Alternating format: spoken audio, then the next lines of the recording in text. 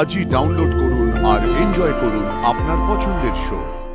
উনি উনি আমার স্ত্রী আরশি চ্যাটার্জি। এই বাড়ির মানুষগুলো প্রথম আলাপেই আমাকে এতটা আপন করে নিল। আমার কেমন যেন একটা অদ্ভুত ফিলিংস হচ্ছে। কেন আমার মনে হচ্ছে বাড়ির মানুষগুলো আমার খুব কাছের কেউ। কেন এনাদের প্রথম দেখেই আমার বুকের ভেতরটা হু হু করে উঠছে। বাবা আর দিদি ছাড়া তো এরকম ভাবে আগে কেউ কোনোদিন আমাকে ভালোবাসেনি। আর যদি দাদু ভাইয়ের একটা মেয়ে হতো তাহলে সে হয়তো তোমার মতন দেখতে হতো আর তোমার বয়সী হতো। Thank you. বড় ঠাম্মিও সে একই কথা বলছেন।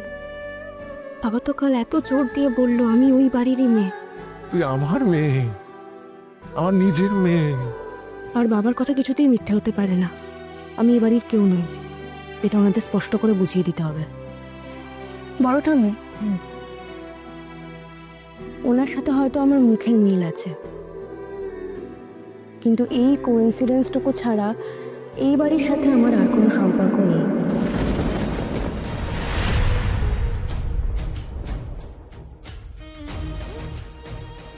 আমি আসছি, থানায় যেতে হবে।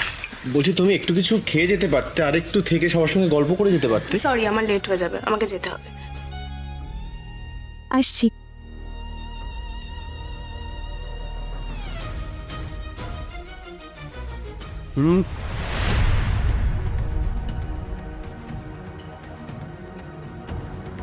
বজরংবলীর দূতের কোনো খোঁজ পেলেন?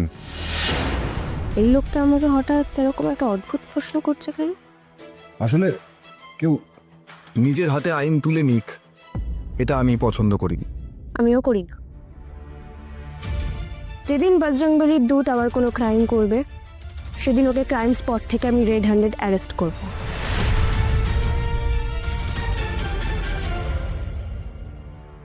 আসছি, সবাই ভালো থাকবে।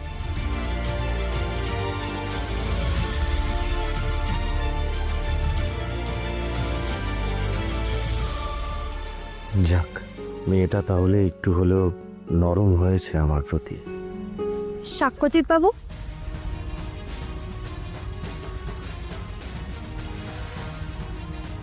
শুধু তো এনারা দুজনই এসেছে দেখছি, সাথে তো আর কাউকে দেখতে পাচ্ছি না। আপনারা আসুন আসুন আসুন, ভেতরে আসুন। আসে আমার ঠাম্মি, উনি হলেন সঞ্জয় মণ্ডল আর ওনার স্ত্রী মঞ্জুরি মণ্ডল। ওনারাই আজ এখানে কীর্তন গাইবেন।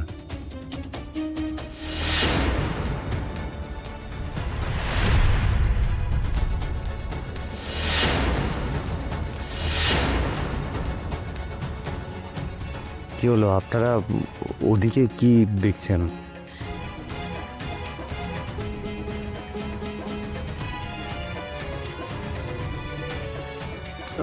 বলছি উনি উনি কে? উনি আমার স্ত্রী আরশি চ্যাটার্জি।